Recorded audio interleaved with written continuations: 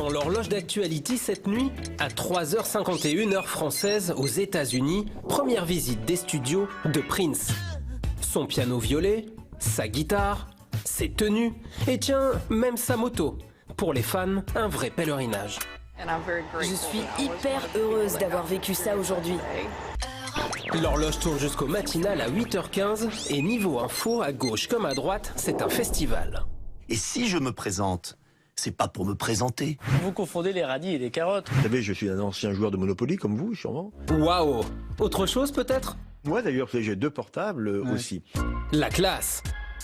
Pour se remettre de telles annonces, à 9h, on s'est réfugié dans les journaux. Et la surprise, dans la dépêche du midi, le chien et le chat, mieux que des amis pour les Français. 51% d'entre eux préfèrent passer du temps avec leur animal. Non, je crois que c'est plus de l'amour qu'on a pour eux. Et tenez-vous bien, un tiers des parents avouent être plus heureux de retrouver leur animal que leur enfant. Ça fait partie de la famille.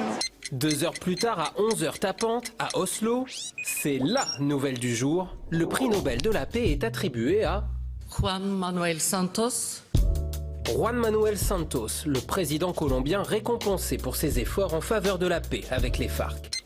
L'horloge tourne, à 15h, on a feuilleté le Parisien aujourd'hui en France. On apprend que la SNCF s'est fâchée tout rouge contre les fraudeurs. En 2 heures, 1200 contrôleurs, 1751 PV dressés pour un butin de plus de 16 000 €. Pas mal, mais comparé aux 366 millions que coûte la fraude tous les ans en Île-de-France, il y a encore du boulot. L'horloge s'arrête une dernière fois à 17h dans l'espace avec ces images de l'ouragan Matthew. Saisissant vue de haut, dévastateur sur Terre, il frappe en ce moment la Floride après avoir tué au moins 400 personnes en Haïti.